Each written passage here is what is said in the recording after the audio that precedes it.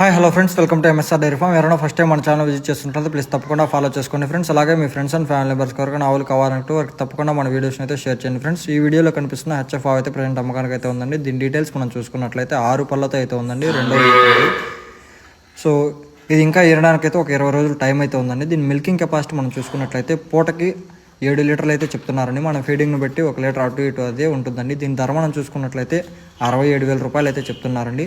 So కొద్దివాటి వ్యాపారం అయితే ఉంటుందండి. సో తక్కువకి అడిగే వాళ్ళు అయితే కాల్ చేయొద్దండి. సో చాలామంది టైంపాస్ కాల్స్ అయితే చేస్తున్నారండి.